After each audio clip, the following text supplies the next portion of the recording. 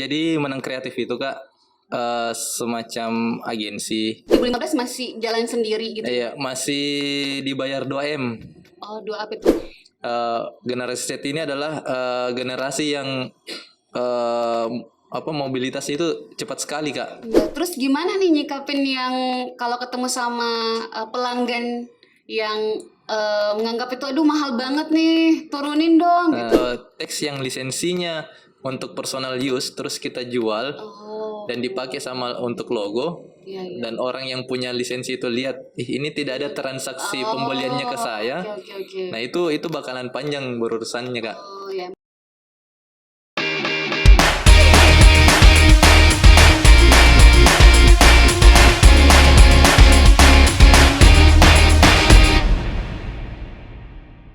Welcome back to Collab.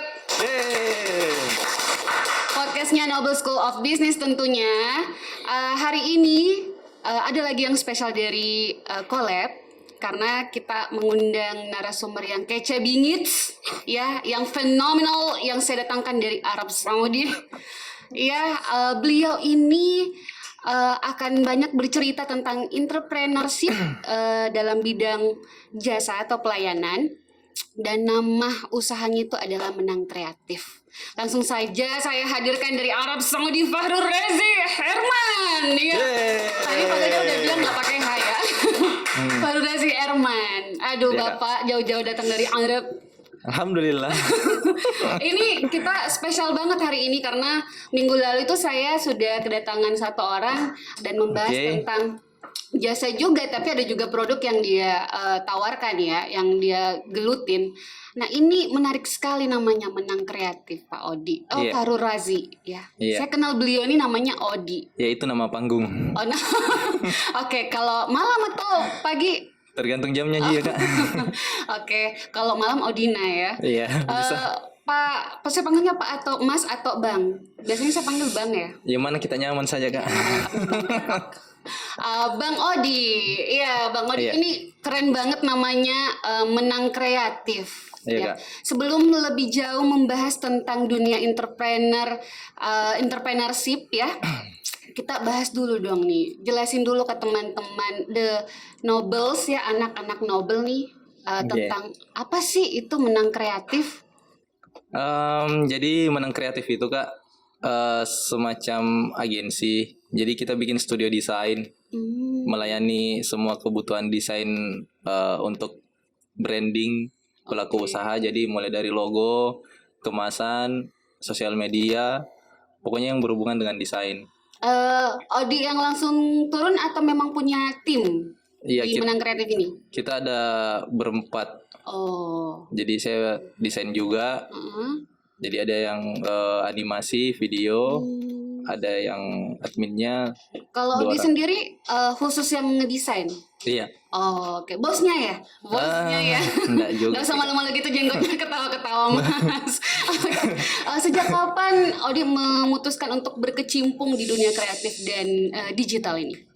Sejak negara api menyerang Kak. Itu kapan ya? Apa sih ya? Kapan sih gitu? Awal mulanya? Mengenal desain itu di 2014. Atau karena memang lagi booming-boomingnya desain waktu itu? Tidak, jadi dulu kerja di suatu perusahaan bagian promosi. Jadi create event segala macam. Nah, jadi di situ juga sambil belajar desain. Di situ saya kenal desain seperti apa, saya belajar. Tapi belajarnya memang sempat ambil jurusan desain sebelumnya atau gimana? Belajar sendiri? Iya. Belajar sendiri baru masuk ke perusahaan itu atau di perusahaan itu baru belajar? Di perusahaan itu baru belajar. Oh, jadi kamu berterima kasih banget sama perusahaan ini ya? Iya. Karena ada medianya maksudnya ya untuk Iya. belajar ya? Oke, tapi apa sih yang membuat tertarik untuk menggeluti? Karena apa ya, suka dengan visual. Saya tipikal orang yang suka dengan visual kayak gitu kan. Oke. Seperti itu. kemudian? Nah, berawal dari situ dulunya suka gambar, motret. Jadi pengen ngembangin ilmunya dari foto coba belajar desain. Oh, tapi waktu SMA memang kejuruan? Enggak, atau SMA biasa? Maksudnya SMA negeri gitu-gitu? SMA biasa, SMA swasta. Emang ada SMA yang spesial kakak? Nggak apa kali ya. Maksudnya yang kejuruan kah atau yang SMA SMA negeri? swasta. Oh, swasta ya, SMA swasta.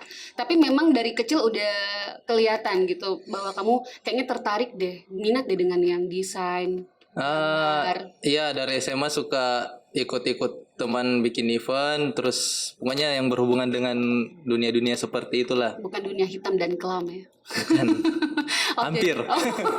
Jadi dari situ merasa tuh kayaknya ini dunia saya. Iya, karena kan event tidak jauh, tidak berbeda jauh dengan ada hubungannya dengan desain. Buat-buatan apa tuh? Iya, flyer, poster, gitu ya. spanduk-spanduk. Oke. Berarti sudah berapa lama sih menggeluti industri ini? Kalau seriusnya itu di 2015 kak. 2015. Iya, 2015. Oh, Menang Kreatif juga dari 2015. Menang Kreatif 2020 kemarin. Oh, berarti 2015 masih jalan sendiri gitu. Iya, masih dibayar 2M. Oh, 2 apa tuh? Makasih. Oh, saya baru dapat istilah baru, makasih keren makan ya. Oh, jadi gitu awalnya ya. Berarti kenal yang tentang brand, belajar brand ya. Iya. Terus berarti menerima jasa juga untuk orang mau buat brand, konsul ke Odi. Iya. Jadi ada layanan konsultasinya, bagaimana logo yang bagusnya itu seperti apa, terus tampilan desainnya yang ideal itu seperti apa, penggunaan warnanya segala macam. Jadi nggak asal ceplok kayak telur. Iya. Oh, belajar itu juga ya. Iya. Kan biasanya ada istilah itu branding dan brand. Nah, itu mungkin bisa ngasih informasi ke teman-teman anak Nobel nih, apa sih bedanya brand sama branding? Brand itu kak sama Ji dengan identitasnya kita. Oke. Jadi di dalam brand itu ada merek, terus ada logo, ada nama, ada kemasan, pokoknya yang berhubungan dengan identitasnya kita. Jadi ibaratnya manusia, brand itu KTP-nya kita. Oke. Kita mau dikenal seperti apa. Oh iya. Nah, kalau branding itu aktivitasnya. Oh, oke. Aktivitasnya kita untuk memperkenalkan brandnya kita mau dikenal seperti apa. Oh, oke. Kayak gitu, Kak. Berarti KTP menarik juga contohnya KTP ya. Iya. Kalau saya dikenal KTP saya, foto KTP saya misalnya kurang oke dia. Oh, jadi Kapan kini foto KTP? ya waktu itu belum ada kamera bagus ya. Oh, jadi perbedaannya kalau brand itu kan identitas kita gitu ya. Tapi kalau branding itu bagaimana cara kita memperkenalkan identitas kita. Nah, itu salah satu ilmu lagi yang kita pelajari dari Mas Odi. Mas Bang nggak konsisten ya? Iya, saya tahu juga ini mau dipanggil apa. Kalau buat brand tertentu pasti kan ada filosofinya ya. Maksudnya kenapa memilih warna-warna tertentu? Dalam psikologi kan ada tuh ya. Kalau di ilmu desain juga ada ya, makna-maknanya ya. Tolong kamu lihat di sebelah sini ada logo Nobel. Kayaknya Odi familiar kayaknya ya sama kayak gimana gitu ya. Ini kayak pernah lihat. Itu boleh nggak dari logo kami tuh Odi bercerita sedikit kira-kira bisa memperkenalkan identitasnya Nobel dari logo ini nggak? Saya lupa ceritanya dulu ini. Buka kartu lah. Iya, jadi mungkin Kak di sini ini logo ini tuh mungkin identitas logo Nobel sebelumnya.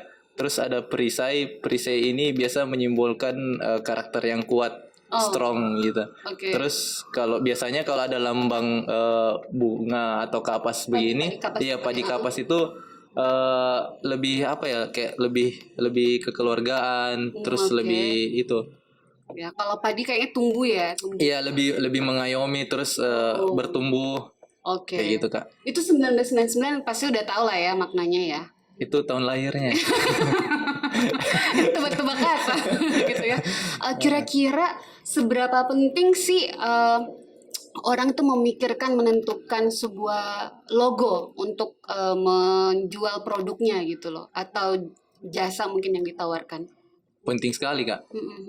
Karena ya itu tadi, brand itu adalah identitas dari bisnisnya kita. Kita mau dikenal bisnis kita itu seperti apa. Kalau masa kita jualan, misal kita jualan nasi kuning tapi gambarnya jalan kote, kan tidak nyambung kita toh.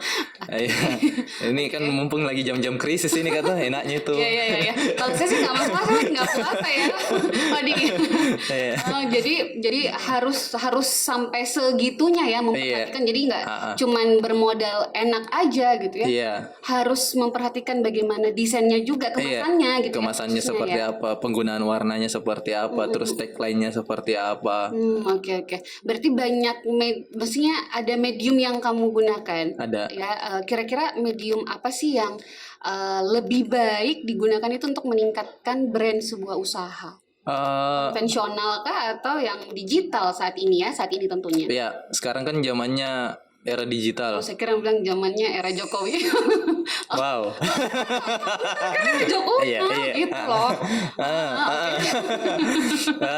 Iya, zamannya era digital, jadi sekarang segala sesuatunya tuh memanfaatkan platform digital. Walaupun yang konvensional tetap dipakai karena konvensional itu walaupun kita sekarang bilang sekarang eranya digital, tapi kita tidak bisa meninggalkan yang namanya konvensional. Karena itu terbukti masih efektif, Kak. Buktinya banyak beberapa brand-brand startup, kalau bisa kita sebut saja inisialnya Gojek. Ya itu bukan inisial. Oke. Oke, terus. Dia masih memanfaatkan media billboard, media offline, iklan di mobil, branding mobil untuk promosi. Nah, kalau untuk era di platform digital banyak sekali sekarang media yang bisa diakses orang untuk sebagai media pemasaran bisnisnya. Oke. Jadi masukan buat kampus Nobel dong. Kira-kira bagusnya kita nih meningkatkan brand Nobel itu konvensional atau digital? Dua-duanya. Dua-duanya. Jadi beriring ya. Iya, tinggal kita lihat mana yang lebih sekarang lebih trafficnya lari kemana gitu, Kak. Oke. Kalau kamu lihat kira-kira mahasiswa sekarang nih, bukan maksudnya calon mahasiswa ya. Iya. Dia trafficnya di mana tuh? Tetap digital kah atau memang tetap digital? Tetap digital. Tetap digital. Biasanya yang masih konvensional itu di usia. Jangan bilang usia, tolong lihat-lihat saya. Itu maksudnya. Di usianya. Iya. Oke, gitu ya. Jadi tergantung. iya. Tidak semua, tapi kalau untuk usia pelajar dan ya kalau bisa dibilang sekarang kan ada generasi milenial. Sekarang sih bukan lagi ya generasi Z. Generasi Z. Jadi generasi Z ini adalah generasi yang mobilitasnya itu cepat sekali, Kak. Jadi semua informasi cepat sekali bisa mereka akses dan mereka berikan. Nah, itu salah satu medianya adalah digital. Apa aja sih yang perlu diperhatikan dari khususnya yang orang desain ya, supaya anak-anak muda ini gampang menangkap ini ya yang mau disampaikan gitu, karena perpindahannya kan cepat sekali nih. Biasanya kan dulu kayaknya saya pernah dengar katanya kalau ngiklan itu jangan terlalu banyak ininya lah gitu. Iya, tapi Kak. gimana satu kali lihat langsung terpesona jadi nyanyi ya. Itu pemilihan kontennya, Kak. Jadi memang itu masih berlaku sampai sekarang. Jadi kalau kita bermain di promosi dan kegiatan itu branding, jadi penggunaan teks itu sebisa mungkin tidak lebih dari 30%, Kak. Jadi memang kita memikirkan kata-kata yang satu kalimat itu langsung ngena sama targetnya. Tinggal kita lihat apa yang lagi happening sekarang. Misal kayak itu tadi terpesona atau apa. Kita memanfaatkan apa yang lagi happening, itu yang kita gunakan di konten ininya. Kayak untuk promosi. panik nggak? Ya, panik nggak. Gitu. Masa enggak ya? Gitu ya. Jadi harus lihat juga apa yang trending saat ini ya. Kemudian di-combine. Tapi tulisan itu kalau bisa jangan 30%. Nah, bagi teman-teman yang lagi mengembangkan bisnis jasa khususnya desain tadi sudah dikasih bocorannya sama Mister kita ini ya. Jadi udah abang. Saya bahasa Inggris kalau mungkin. Oke, biasanya orang pasti nanya-nanya dong ya kalau misalnya kita mau buat logo atau misalnya kita mau minta tolong didesainin sesuatu kan pasti ada price-nya ya. Iya. Nah kira-kira bisa nggak sih ada bocoran berapa kira-kira kisaran kalau kita buka usaha atau kita mau minta tolong ke spesialis desain gitu? Nah, kalau berbicara secara profesional Kak, itu memang nilainya agak lebih Lebih apa nih? lebih Oh, lebih mahal. mahal. Iya, lebih Iya. mahal. Karena kenapa? Contoh satu logo itu biasa standarnya kita itu di angka 1,5. Iya, misal kayak gitu. Karena apa yang Apa yang membuat mahal? apa yang membuat mahal itu pertama kita jamin originalitas dari logo itu. Oke. Yang kedua lisensinya. Yang ngurus yang tukang desainnya? Iya. Oh. Jadi Jadi kayak hak paten, ada hak iya paten ngurus. bukan hak paten sih Kak, lebih ke lisensi untuk commercial use-nya. Oh, oke. Karena biasa banyak teman-teman desainer yang mungkin lagi nyari portofolio, terus nawarin harga yang jauh di bawah, tapi itu tidak menjamin dari lisensinya Kak. Karena tidak sedikit juga kasus yang akhirnya teman-teman desainer ini dituntut sama pemilik lisensi. Iya. Jadi kan biasa dalam logo itu kita pakai font, kita pakai jenis font, kita pakai teksnya. Nah, kalau kita pakai teks yang lisensinya untuk personal use terus kita jual dan dipakai sama untuk logo, dan orang yang punya lisensi itu lihat, ini tidak ada transaksi pembeliannya ke saya. Oke. Nah, itu bakalan panjang berurusannya, Kak. Oh ya, misalnya kan biasanya karena tidak berpikir bahwa ternyata dampaknya begini ya ke depannya. Iya. Kita lihat aja di Pinterest, Iya. Google ngambil terus dipermak gitu Iya. ya. Kemudian dibuatlah logo baru gitu ya. Ternyata itu ada lisensinya. Kayak gitu, Kak. Oke. Berarti ada originalitas di dalamnya. Originalitas dan lisensi. Oke, Dan itu kedua logo, iya. 1,5. Dan logo itu kan dipakai lama, Kak.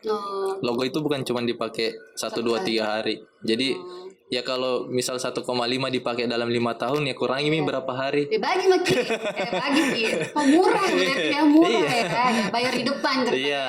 Oke, itu logo. Kalau desain-desain yang lain misalnya kayak apa ya yang sering dimintain desain? Nah, kalau desain-desain yang lain itu variatif sih, Kak.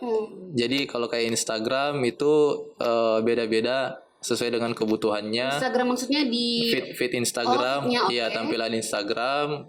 Kalau desain-desain brosur itu beda juga hitungannya. Kalau yang kerjasama dengan usaha-usaha bisnis, misalnya usaha makanan, itu hitungannya kayak gimana tuh? Biasa Sebut langganan. saja, jangan sebut merek katanya tadi ya. Inisial aja Yota. Oh iya, inisial Yota. Nah, misal Yota ya, bukan diganti S. Oke. Ya, jadi misal ya ada salah satu juga klien di saya Kak, itu ayam geprek. Oke. Ayam geprek. Bukan B ya. Bukan. Ini Kita nggak usah tebak-tebak. Iya. Kita nggak usah tebak-tebak. Oke. Ayam geprek lokal brand juga dari Makassar. Itu pasti sudah kenal dengan yang namanya Lazuna. Oke. Tolong U-nya jangan diganti. Huruf lain. Oke, saya traveling Kak. Oke, terus. Nah, jadi brand ini berlangganan, bulanan. Jadi bulanan nih. Jadi kita kerja kontennya dari awal sampai akhir, dari ide konten, dari timelinenya, jadwal postingannya kayak gimana, copywritingnya seperti apa, terus desainnya kayak gimana. Nah, itu berlangganan. Kita tetap konsulkan ke mereka ya, atau mereka udah terima jadi gitu. Iya. Itu berapa sebulan? Kita starting. Gak usah turun-turunin, gak usah tuh. Iya. Berapa kira-kira? Starting di angka 1 juta 1,5 per bulan.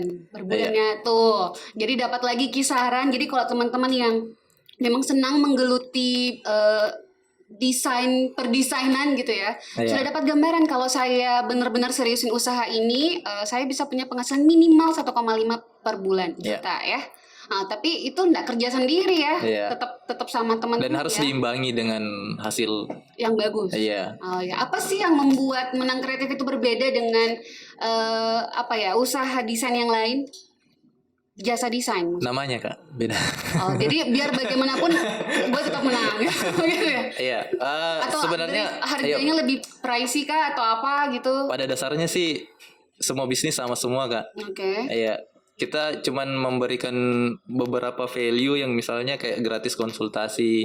Oke. Terus kita memberikan beberapa revisi yang mungkin di jasa-jasa lain jumlahnya tidak seperti kita, kayak gitu Kak. Ada juga tes tersendiri mungkin. Iya, ada ciri khas tersendiri dari kita. Oke. Terus gimana nih nyikapin yang kalau ketemu sama pelanggan yang menganggap itu aduh mahal banget nih, turunin dong gitu. Itu kita coba mengedukasi. Oh, yang kayak tadi ya, coba nih 1,5. Iya, jadi bagi 5 tahun. Iya. Oh, Jadi gitu kita ya? coba mengedukasi. Edukasinya seperti itu ya? Ya daripada bikin sendiri. Oh gitu. Atau bikin paling sendiri. Iya, karena kalau sebuah perusahaan untuk menggaji membentuk satu tim itu kan pasti butuh beberapa orang. Dan gaji beberapa orang itu kan butuhnya luar biasa besar. Nah, kalau kerjasama dengan kita, berlangganan dengan kita, dia cukup mungkin hitungannya hanya seperti membayar satu orang, tapi bisa mengerjakan dari 5 orang itu karena copywritingnya sudah ada, kontennya sudah include ada. ya. Jadi banyak yang ngerjain. Iya. Kira-kira teman-teman yang di Menang Kreatif ini juga seperti Odi kah? Maksudnya belajarnya di tempat kerjanya atau memang ada yang ambil spesialis nih? Spesialis, maksudnya masuk jurusan tertentu untuk menggeluti ini? Sejauh ini semuanya belajar otodidak, Kak. Ya? Iya. Oke, jadi seberapa penting sih, misalnya kalau ternyata ya desain itu bisa kita pelajarin sendiri nih. Iya. Menurut Odi, seberapa penting sih itu pendidikan formal yang mengkhusus untuk mempelajari desain ini? Ya kalau kita sudah memilih mau bergelut dalam industri kreatif, ya penting sekali sih Kak. Kita harus belajar. Apalagi kan sekarang akses itu sudah terbuka sana sini, kita bisa belajar di YouTube, bisa belajar banyak e-course yang lagi murah-murah sekarang. Berarti tetap harus ya, maksudnya iya, tetap harus belajar. Tetap terus mengupgrade Iya. ya. Jadi either kalau misalnya kita mau belajar otodidak atau memang mau mengambil pendidikan formal ya, Iya. tetap membantu untuk meningkatkan kualitasnya kita juga ya. Karena ilmu ini dinamis sih Kak. Dia tiap tahun berubah trennya. Oke.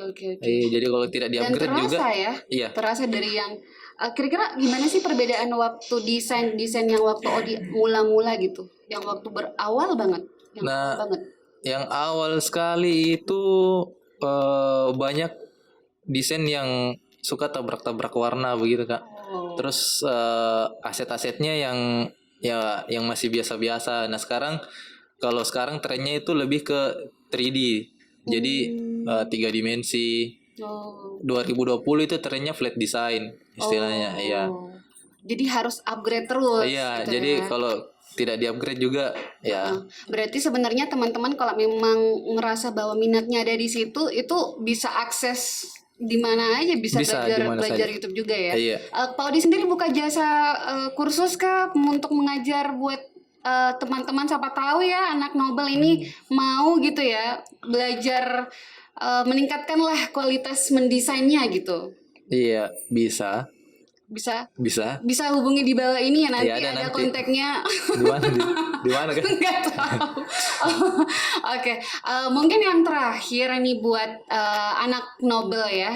Ini sebenarnya bukan juga untuk anak Nobel aja. Jadi siapapun juga bisa mendapatkan informasi dan ilmu dari collab kita ya. Bukan Arab collab, bukan ya. Kan tadi dari Arab bilangnya. Saya dari Sudiang. Oh, soalnya Sudiang. Kemudian apa ya pesan-pesan yang bisa disampaikan buat teman-teman yang mungkin baru mau memulai bisnisnya dalam industri desain gitu, desain kreatif? Mungkin ada tips-tips and triknya gitu, atau mau belajar di Odi gimana caranya? Ya, bisa follow Instagram saya. Oke, yang pertama bisa follow Instagramnya apa tuh? Instagram saya nanti ada di sini. Jadi nanti ada di sini. Oke. Lari-lari. Oke. Kemudian tipsnya gimana? Kalau tipsnya ya tetap upgrade ilmu. Oke. Jangan pernah berhenti belajar. Saya mau kutip satu kalimat dari apa? Dia salah satu role model saya juga. Jadi ini dari Rio Purba. Oke. Iya, kalau anak-anak desain pasti kenal yang namanya Rio Purba. Oke. Jadi, Oke, iya. Rio Purba. Thank you. Ini kan ketahuan banget nih, bukan anak desain. Oke.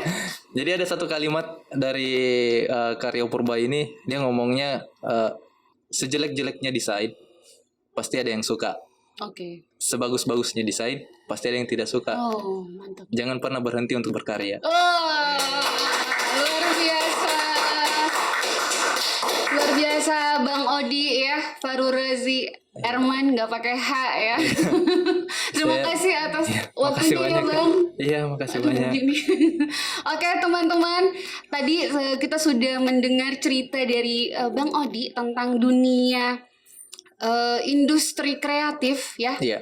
Khususnya jasa pelayanan desain. Kalau mau belajar, tadi udah bilang terima kasih, tapi mau nanya lagi sekali boleh? Boleh. Sampai lebaran juga bisa kan? Sampai buka puasa dulu ya, ya. Kalau mau minta tolong didesainin sama Menang Kreatif. Ini minta tolong ya Kak. 1,5 nggak mahal guys. Oke, kalau misalnya mau didesainin gitu, dibayar deh. Kontaknya kemana? Di bawah ini lagi. Iya, bisa. Sebutin dong Bang. Follow Instagramnya menang.kreatif. Menang.kreatif. Oke, terima kasih lagi buat Bang Odi. Sampai ketemu ya teman-teman di next podcast. Tetap di Collab. Bye.